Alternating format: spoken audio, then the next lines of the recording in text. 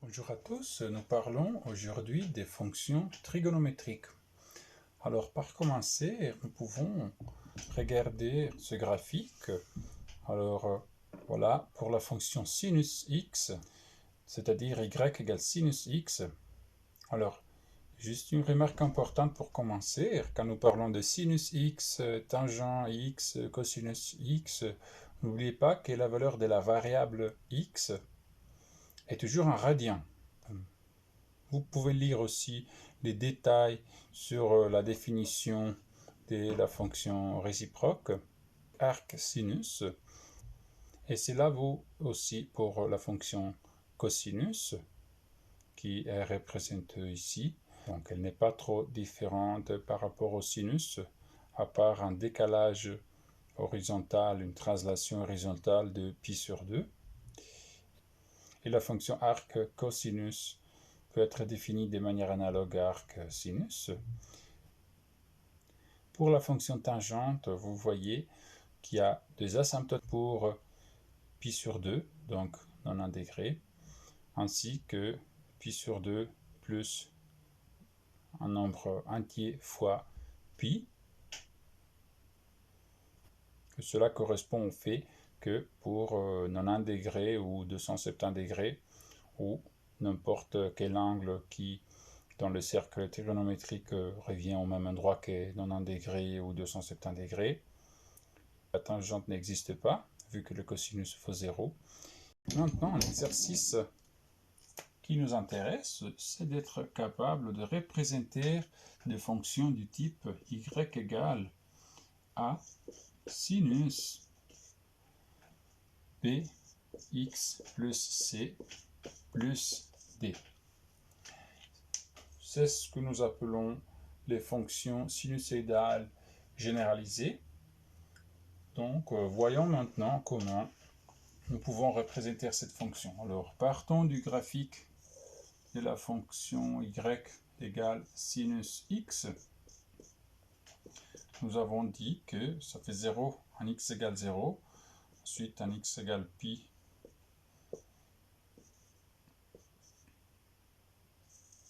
ça fait à nouveau 0, pour 2 pi, donc là nous avons pi sur 2, 3 pi sur 2, et voilà notre fonction sinus x. Alors, si nous commençons maintenant par les coefficients a, donc le coefficient a est un facteur de multiplication pour toute la fonction. C'est-à-dire que si ici nous prenons par exemple y égale 3 sinus x, ça va être presque exactement la même fonction, sauf que ça va aller de moins 3 à 3. Donc nous pouvons dire qu'il s'agit d'un facteur de dilatation dans les sens vertical. Maintenant, qu'est-ce que le coefficient b fait? Alors, si nous considérons la fonction y égale sinus 2x, alors qu'est-ce qui se passe? Nous avons encore 0 pour x égale 0. Ça va encore aller de moins 1 à plus 1. Mais pour x égale pi, vu que nous avons un facteur 2 à multiplier dans l'argument, nous devons calculer sinus de 2pi. C'est-à-dire, nous sommes déjà ici. Et donc, pour pi sur 2, nous sommes à ce point-là. Donc, c'est-à-dire que nous avons déjà un 0, pi sur 2. Et là, ça va être une courbe de ce type-là. Donc, ce facteur 2 va comprimer le graphe de la fonction dans le sens horizontal. Si c'était par contre y égale sinus de 1 demi x, c'était une dilatation. C'est-à-dire, pour x égale pi, par exemple, nous sommes à pi sur 2. Donc, la fonction vaut plus 1, pour 2pi, ça va être sinus de pi qui vaut 0, etc. Si nous considérons maintenant l'effet du coefficient c, et nous prenons la fonction sinus x moins 2, nous voyons que l'argument de la fonction x moins 2 vaut 0 pour x égale 2.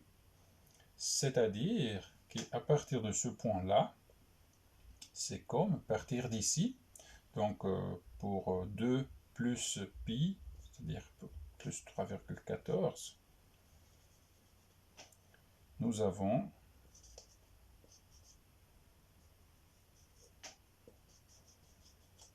le même comportement qu'entre 0 et pi.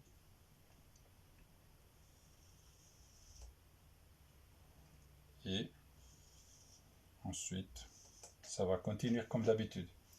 Donc, qu'est-ce que ça veut dire? Ça veut dire que c'est un décalage dans le sens horizontal, une translation dans le sens horizontal.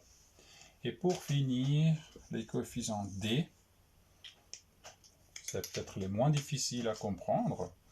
Il s'agit d'une translation dans le sens vertical.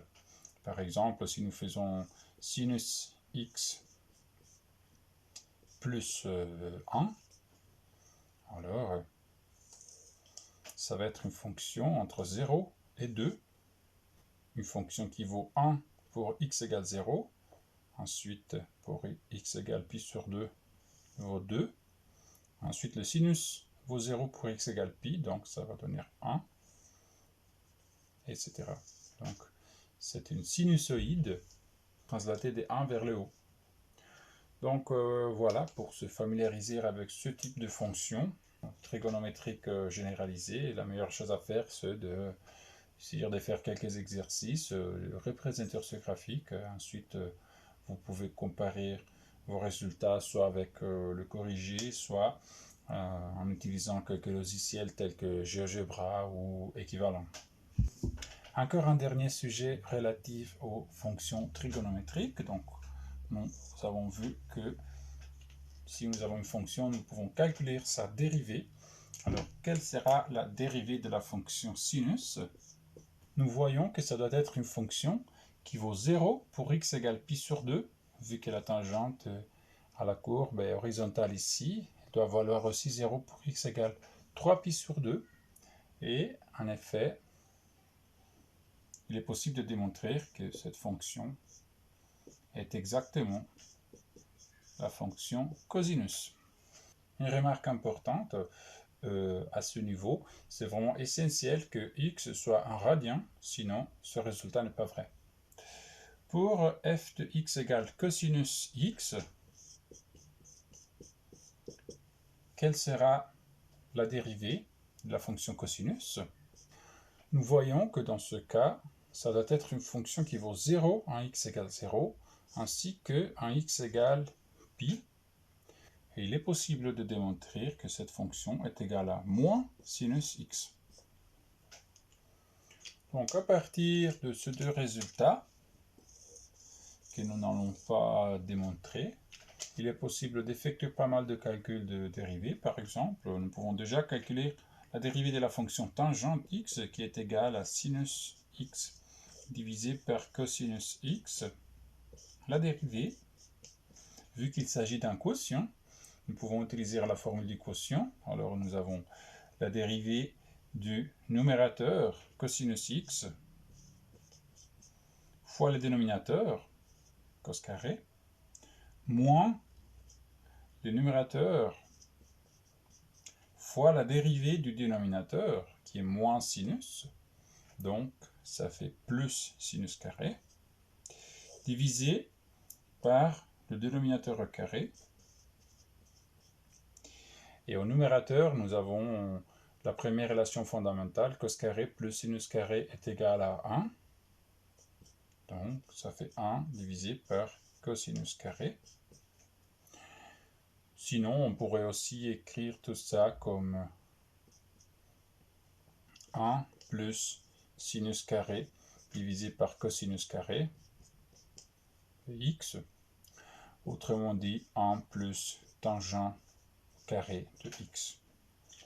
Donc, la dérivée de la fonction tangente s'écrit soit comme 1 sur cos carré, soit comme 1 plus tangent carré. Donc avec ces formules de dérivation ainsi qu'avec la formule de dérivation de fonctions composées, nous pouvons maintenant calculer la dérivée de quelques fonctions un peu plus compliquées. Par exemple, si nous prenons sinus x carré, nous avons fonction de fonction, d'abord sinus, après le carré. Donc nous faisons la dérivée du sinus, cosinus. On laisse d'abord les mêmes arguments. Ensuite, nous faisons fois la dérivée de la fonction de l'argument, qui est 2x. Si nous prenons tangent 1 sur x, nous avons d'abord la dérivée des tangents. Nous pouvons écrire, par exemple, 1 plus tangent carré. Il faut laisser le même argument, donc 1 sur x, fois la dérivée de 1 sur x, qui vaut moins 1 sur x carré. Si nous prenons racine carrée de sinus racine carrée de x, nous avons trois fonctions. D'abord, une racine carrée. Donc ça fait 1 divisé par 2, la même racine carrée. Donc sinus racine carrée de x, fois, maintenant nous allons dans la deuxième couche, sinus racine carrée de x, la dérivée du sinus, elle est cosinus, et on laisse le même argument. Et tout ça fois la dérivée de la fonction qui est dans l'argument du sinus, donc fois 1 sur 2 racine carrée de x. Pour finir, si nous prenons sinus au cube de 3x cube moins 2x carré, nous avons d'abord la puissance 3, donc 3 sinus carré de ce polynôme. Donc il faut le réécrire pareil. Ensuite, vu qu'il s'agissait d'un sinus, nous avons la dérivée de la fonction sinus fois cosinus du même argument, fois, pour finir, la dérivée de la fonction qui est dans l'argument, c'est-à-dire 9x carré moins 4x.